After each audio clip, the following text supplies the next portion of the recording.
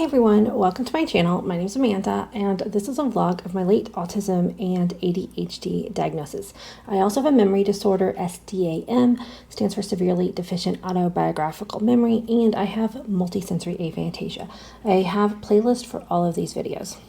In today's video, I want to talk a little bit more about unmasking. Most of my videos, I'm pretty sure you could just watch in any kind of order that you want. I know a lot of people come and go as they are interested in a particular topic that I might post on my titles. But this one might make more sense if you watch the previous one. Also, I'm not really great at titling my videos. I tend to talk about a lot of subjects, and anybody who's been watching me for a long time, if you ever watch an entire video and you think that something I said in the video might make a better title that would attract more people, I don't mind if you politely say that in the comment box, because I will tell you, I honestly feel like creating the titles for my videos is one of the hardest things. I started this channel just as a vlog because I like to process out loud, and then when people started watching it, that was really an awesome benefit. And the fact that I know a lot of people are working through unmasking themselves, and when they hear me talk about something, it kind of makes it where they can kind of see something that maybe they hadn't seen for themselves yet, and that we're going through this unmasking process together. So I got diagnosed autistic and ADHD a little under 2 years ago, and in that time I have been unmasking. And the reason why I'm kind of referring back to my last video is because in that video I talked a little bit more in depth about how the mask, part of the mechanism of the mask, as it's a survival mechanism of the brain to help undiagnosed, or, and I left this out in the other video, but I think it's very important, unaccommodated autistic people a way to survive. And the reason why after that last video I was thinking about it more, because there are some people who were diagnosed earlier, but they still weren't accommodated to be autistic. They either had to go through ABA, which is applied behavioral analysis therapy, which is basically often referred to as dog training for humans. It is trying to tell autistic people that they need to basically teach them how to mask and how to show up in the world as neurotypical as possible so that you will be digestible for the people around you. And so even if you got an early diagnosis but you weren't accommodated to be autistic, then you were still masking. And the mask is a survival mechanism because you are trying to just get by in life. But the problem is masking uses a lot of brain power, and I'm not a scientist, this is my lived experience, like I've said, and it's how I'm trying to understand it myself. But just being on all the time, like every single thing you do is like kind of like being checked by your autistic mask, and that leads to high levels of cortisols and the stress hormones, which just make your brain exhausted over time, right? And lead to autistic burnout. But the mask is like right now, it's trying to protect you right now. It doesn't understand that in 20 years, you're going to be burnout. Like all it is, your brain is protecting you right now in this moment. And so it doesn't want you to, for a lot of people, like some people do understand that they are masking. But for many of us, we weren't aware of the mask. And part of that is built into the mask itself, because once you become aware of the mask, then you can unmask And the brain, to the brain, that's like the opposite of what it's trying to do. It's wanting you to stay masked so that you stay safe. And as I've been unmasking, I have noticed that there are times where my mask just comes over me without, like, it's such an ingrained, 40 plus years of how I've lived my life. It's just gonna happen because that, again, I'm in a safe situation where I'm not feeling safe. So it's gonna go back to these old habits. And sometimes that can be beneficial. I think, I have a video called Code Switching. And I'm pausing here because I'm like, I probably should update that video too. But anyway, it's still, I think I had some really good stuff in that video. But masking on purpose, like if I choose to go into a situation and I know that if I do my best to appear neurotypical, it'll get me through the situation much easier and smoother.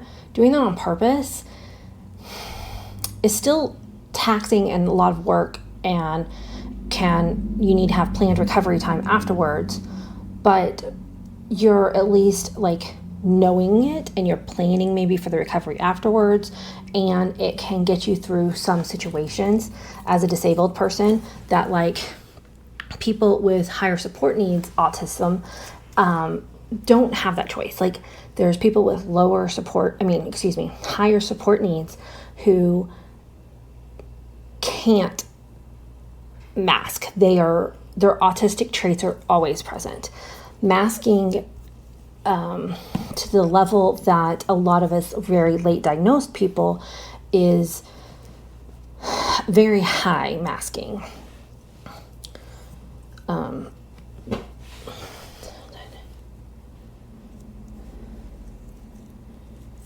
Trying to figure out where I was going with that. So it's typically in people with lower support needs, and there'll be higher masking. Now, we're all individuals. I'm sure that's not always going to be the case.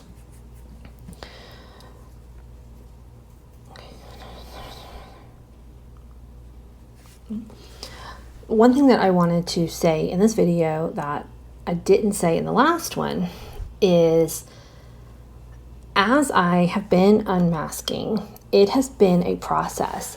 And again, I've had this recent awareness of how I didn't know I was masking, right? And it is like my brain is having to learn to trust that unmasking is a safe place now. And it's some situations that it's safe to unmask. And the instinct, like I said, might be to just the mask will come back on.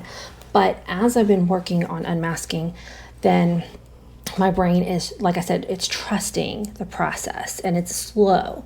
And that's why there's been certain things that I've been able to do that before I couldn't. So to give you an example, the eyebrowing that I have right here, right?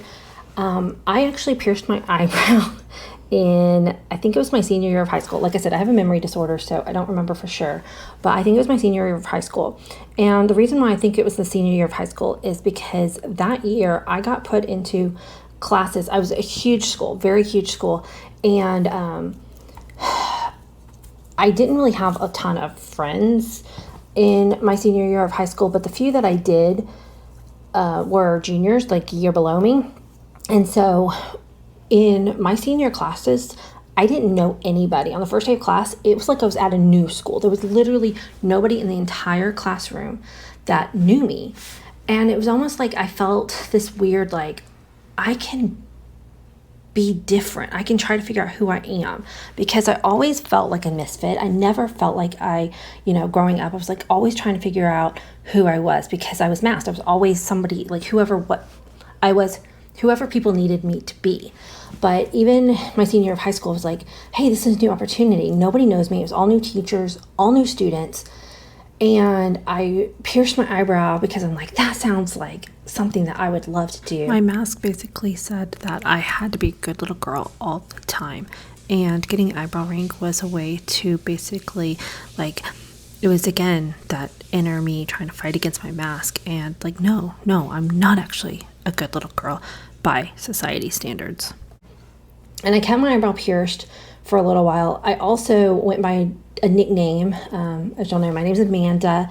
And when I was very little, autistic black and white, or my autistic brain didn't understand the concept of nicknames, because if my name was Amanda, why were people calling me Mandy? It didn't, my toddler brain did not understand that. So I grew up really not liking nicknames, but as I got older and I understood the purpose of nicknames, so in my high school year, I'm like, oh, I'm going to go by Mandy. I only did that 1 year. I am not a Mandy. The name Mandy is fine. If your name is Mandy, I love that for you. It just never really felt like it was my name.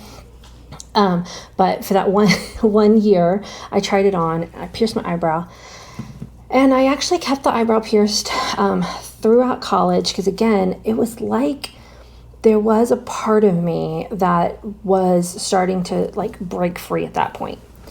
And then college, I think I hit another autistic burnout. Again, this was all undiagnosed, and life got really, really hard. I kind of shrunk down. I did meet my husband, and he's always been a safe place for me.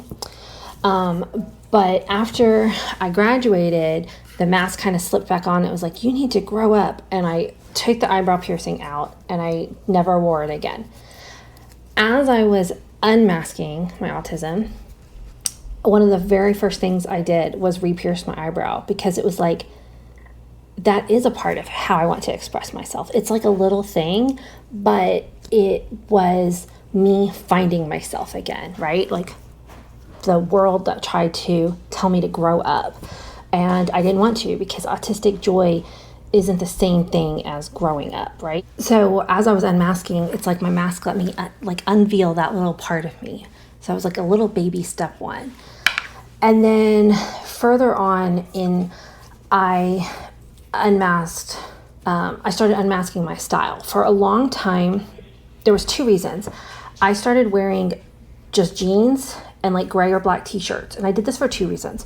One reason was because, again, in my adult life, and I had young kids at this time, I was homeschooling, and it was like I was trying to minimize decisions and choices, and gray and black just made me stay kind of small and hidden. That wasn't like a conscious choice. Obviously, I didn't think of it that way, but I was just trying to fit into so many boxes. I couldn't express myself. I couldn't, I just went to very, very plain colors.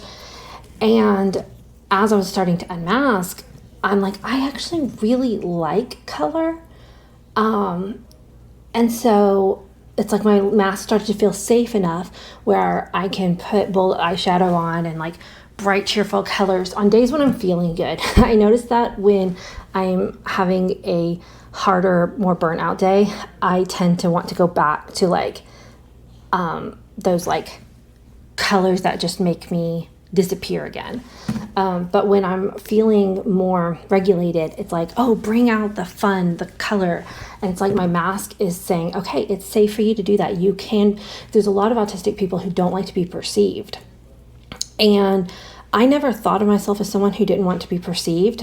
But there was a part of me that would hide myself away in these colors, these black, navy blue, dark gray colors.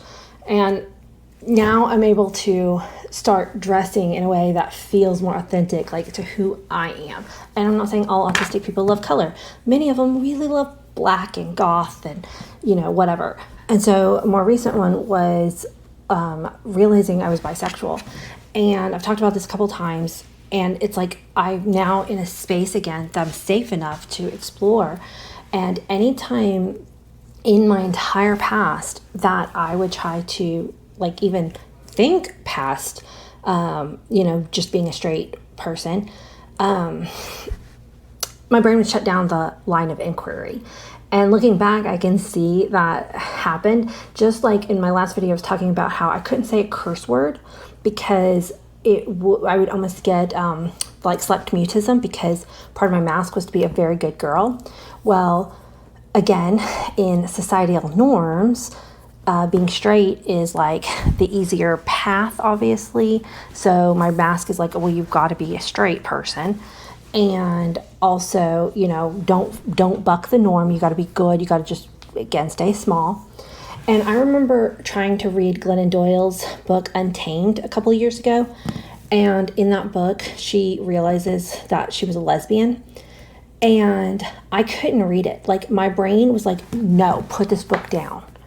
And I couldn't at the time figure out why, because I was like, there was nothing about the book that seemed upsetting. I've always been an ally. And I was happy for Glennon Doyle for discovering this, but I only got a couple chapters in and like literally could not, I don't even know how to describe it in words, but like my brain wouldn't comprehend the words. I would like try to read it. I'd be rereading a paragraph over and over.